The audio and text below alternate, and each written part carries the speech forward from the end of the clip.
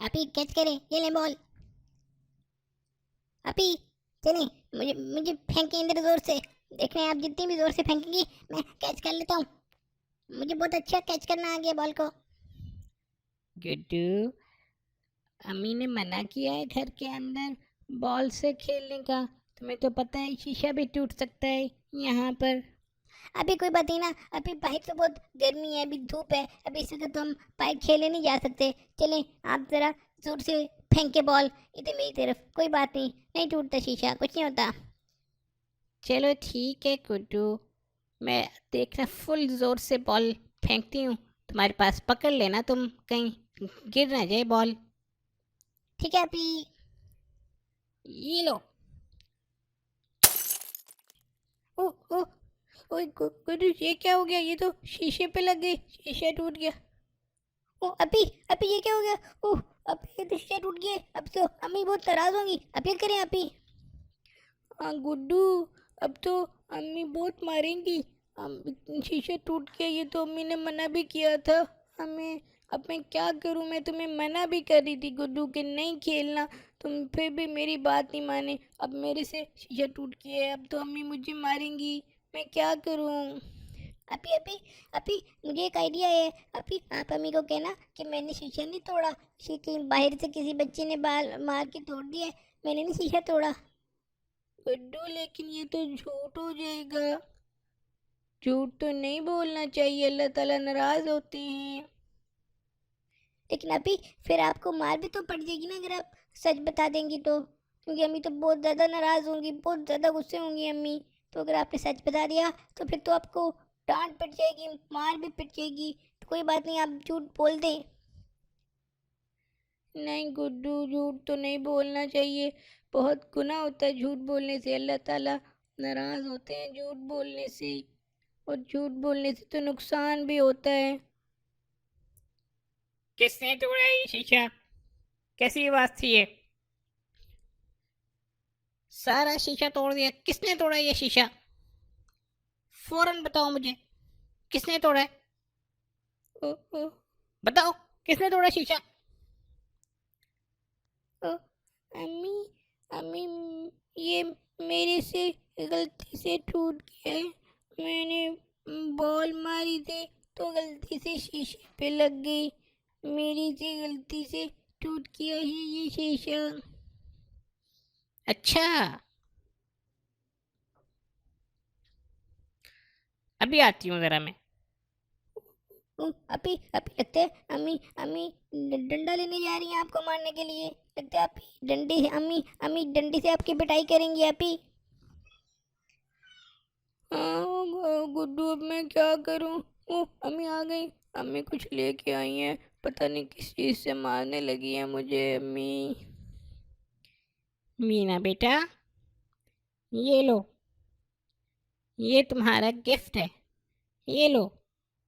ये गिफ्ट तुम्हें इसलिए मैंने नहीं दिया कि तुमने शीशा तोड़ा है, बल्कि ये गिफ्ट तुम्हें इसलिए दिया है कि तुमने सच बोला है। हमेशा सच बोलना चाहिए, अल्लाह ताला खुश होते हैं और हमें अच्छी चीज़ें भी मिलती हैं, अल्लाह ताला हमें इनामात भी देते हैं। कभी भी झूठ नहीं बोलना चाहिए। तुमने बहुत अच्छा किया मीना बेटी कि बिल्कुल सच बोला, और आइंदा भी घर में बॉल से नहीं खेलना इस तरह के शीशे पे लग गए, ठीक है? जी अम्मी ठीक है, बहुत शुक्रिया आपका, मैं तो बहुत डर गई थी। हाँ, और गुड्डू बेटा, मैंने भी सुन लिया तुम जो कह रहे थे कि आप ही को झूठ बोलो। कभी भी झूठ नहीं बोलना चाहिए। लगता है तुम्हारी भी फैंटी लगने वाली है। नहीं अम्मी नहीं, अम्मी नहीं, मैं तो बस वैसे कह रहा था, मैं नहीं झूठ बोलूंगा इंशाल्लाह। मैं भी झूठ नहीं बोलूंगा इंशाल्लाह अम्मी। अम्मी मुझे नहीं मारना आपने, कोई बात नहीं, मैं झूठ नहीं बोलूंगा इंशाल्लाह। मैं तो बस आप ही को वैसे कह रहा था कि आप ही डर गई थी ना। मैं मुझे भी अब पता लग गया, अब मैं बिल्कुल झूठ नहीं बोलूंगा इंशाल्लाह। चलो ठीक है, अब जाके खेलो, लेकिन कोई ऐसी गेम खेलनी है जिससे शीशे नहीं टूटें, आराम से बैठ के खेलने वाली गेम खेलो। चलो। ठीक है अम्मी, बहुत शुक्रिया आपका।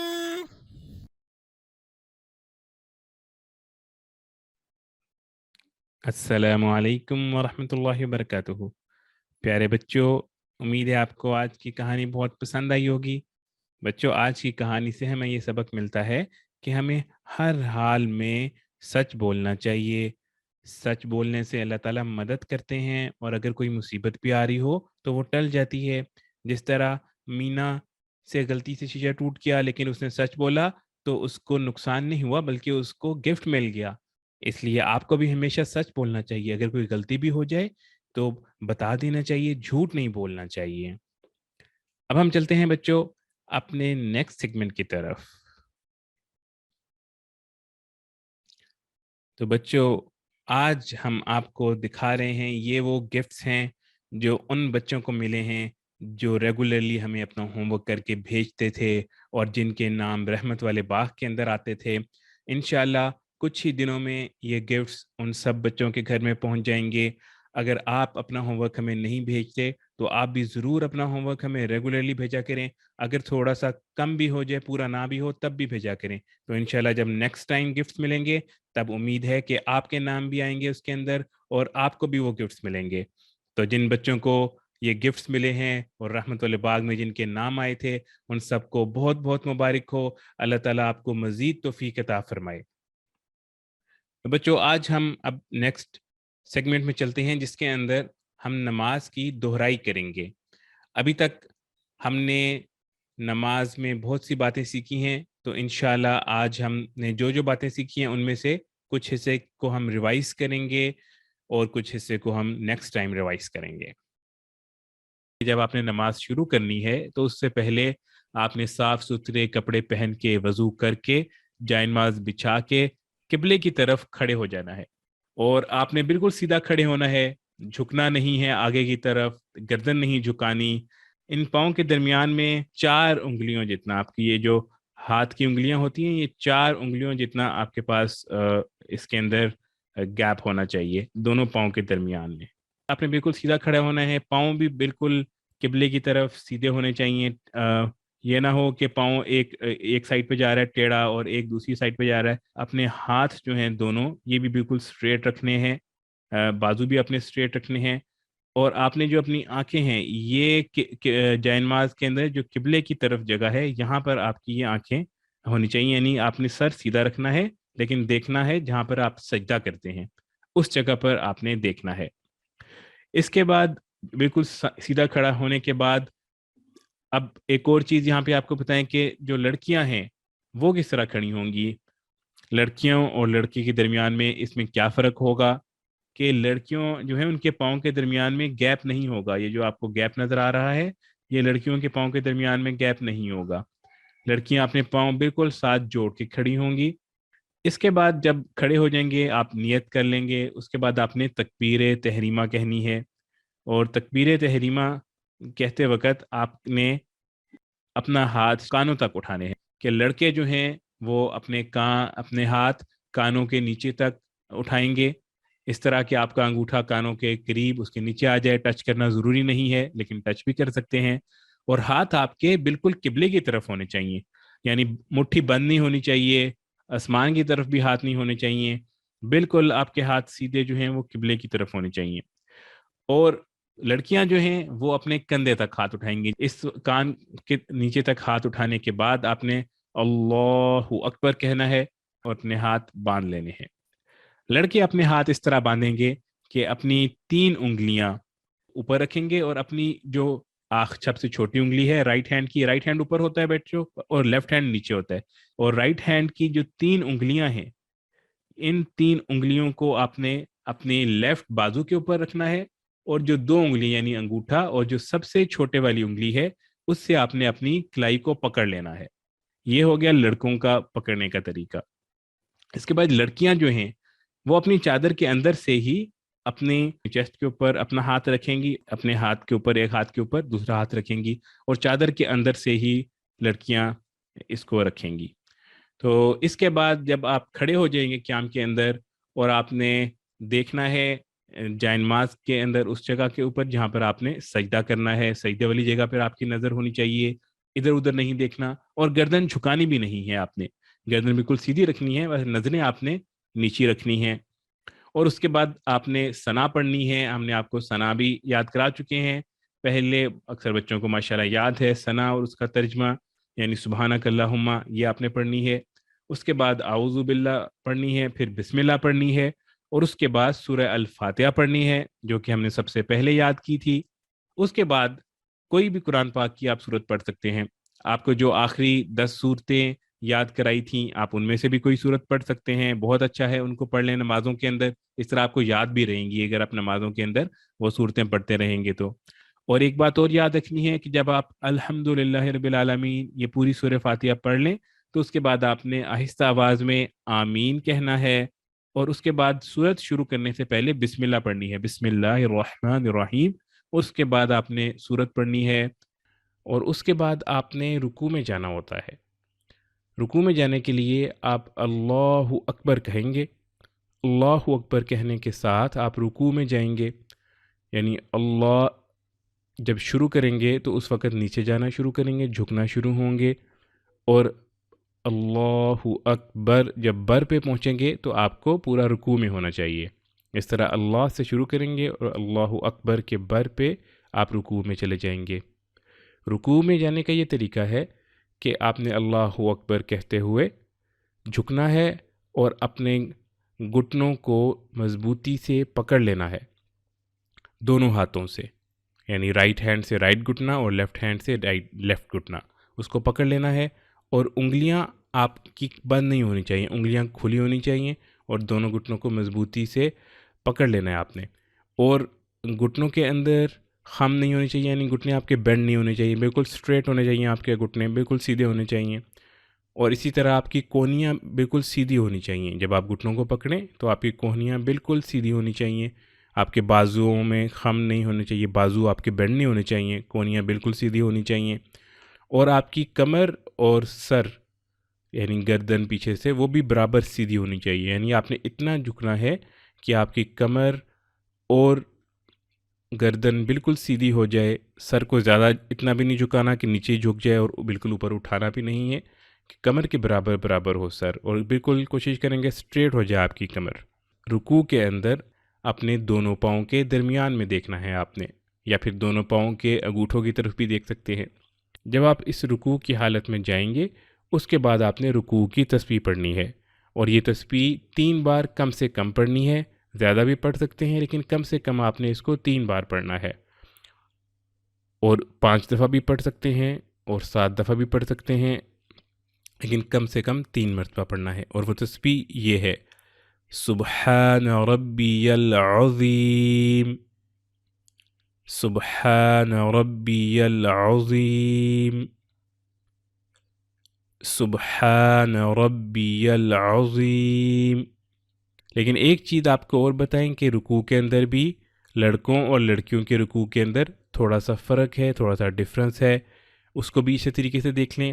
لڑکیاں اس طرح رکوع کریں گی کہ وہ رکوع میں جاتے ہوئے اتنا جھکیں کہ دونوں ہاتھ گھٹنوں تک پہنچ جائیں، یعنی وہ بہت زیادہ بینڈ نہیں ہوں گی، وہ فل اپنی کمر کو نیچے کر کے سیدھا نہیں کریں گی لڑکوں کی طرح، وہ بس صرف اتنا جھکیں گی، اتنا بینڈ ہوں گی کہ ان کے دونوں ہاتھ گھٹنوں تک پہنچ جائیں۔ اس کے بعد انہوں نے اپنی ہاتھ کی انگلیوں کو کھولنا نہیں ہے لڑکوں کی طرح، انہوں نے بند ہی رکھنا ہے اور اپنے گھٹنے کے اوپر صرف رکھنی ہے، اور اپنے بازوؤں کو انہوں نے اپنے جسم کے ساتھ اپنے پیٹ کے ساتھ بالکل ملا کے رکھنا ہے، الگ الگ نہیں، بازوؤں کو الگ نہیں رکھنا، بالکل اپنے جسم کے ساتھ ملے ہوئے ہوں ان کے بازو۔ تو یہ لڑکیوں کے لیے بہت آسان طریقہ ہے، لڑکوں کے لیے جو ہے آپ کو تھوڑی پریکٹس کرنی پڑے گی، دیکھنا پڑے گا آپ کی کمر سیدھی ہو، کوہنیاں سیدھی ہوں، لیکن لڑکیوں کے لیے بہت آسان ہے، بس آپ نے اتنا جھکنا ہے کہ گھٹنوں تک آپ کے ہاتھ پہنچ جائیں اور ہاتھ جسم کے ساتھ آپ کے ملے رہیں۔ تو یہ تھا ہمارا نماز کے طریقے کی دہرائی کا پہلا حصہ۔ انشاءاللہ اگلی بار باقی نماز کی دہرائی بھی کریں گے انشاءاللہ۔ اب ہم چلتے ہیں اپنے سنتوں کے سبق کی طرف۔ سنتوں میں ہم کھانے کی سنتیں آپ کو بتا رہے تھے، ہمیں ماشاءاللہ کھانے کی بہت سی سنتیں آپ کو بتائی اور بہت سے بچے ماشاءاللہ اس پر عمل بھی کر رہے ہیں۔ آج ہم ان کو تھوڑا سا ریوائز کریں گے، اور ان میں سے جو موٹی موٹی مین سنتیں ہیں ان کو ایک بار ریوائز کریں گے تاکہ آپ ان کو یاد کر لیں، اور کوشش کریں کہ جب بھی کھانا کھائیں تو ان سنتوں پر ضرور عمل کریں۔ اور آپ نے ہمیں بتانا بھی ہے کہ ان میں سے آپ کس کس سنت پر عمل کر رہے ہیں۔